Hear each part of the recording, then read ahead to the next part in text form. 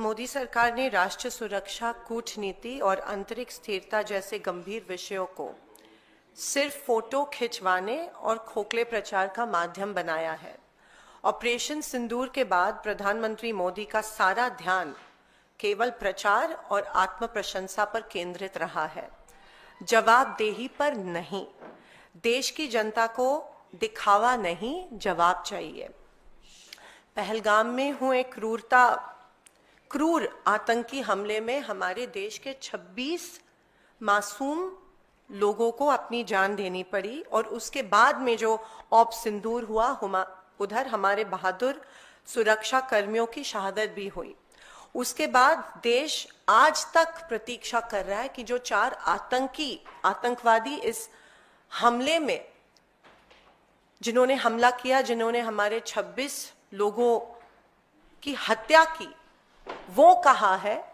क्या सरकार उनको गिरफ्तार क्यों अभी तक नहीं कर पाई है? क्या सरकार उनकी गिरफ्तारी को लेके कुछ कार्रवाई कर रही है? मैं मोदी जी को पूछना चाहती हूँ कि क्या हमारी सरकार आतंकियों को गिरफ्तार करने में असफल हुई है? अमेरिका के राष्ट्रपति डोनाल्ड ट्रंप ने सऊदी अरेबिया में स्टेटमेंट दी कि मैंने ट्रेड थ्रेट, व्यापारिक दबाव डालकर इंडिया और पाकिस्तान के बीच सीज फायर करवाया। मैं मोदी जी को पूछना चाहती हूं, क्या भारत सरकार को इस सीज फायर अनाउंसमेंट के बारे में एडवांस नोटिस थी कि क्या ट्रंप इस तरह का ट्वीट करके, ट्रंप एक थर्ड पार्टी, अमेरिका एक थर्ड पार्टी ने सीज फायर की अनाउंसमेंट जब की, तब क्या भारत को इसके बारे में पता था? आज सुबह ट्रंप ने और एक घोषणा की कि सीज फायर उनके वजह से हुई है।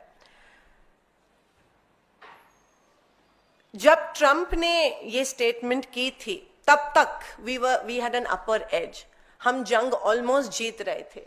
लेकिन ट्रंप की घोषणा के बाद हमारे देश को बहुत कमजोर हमारे देश की सरकार ने दिखाया।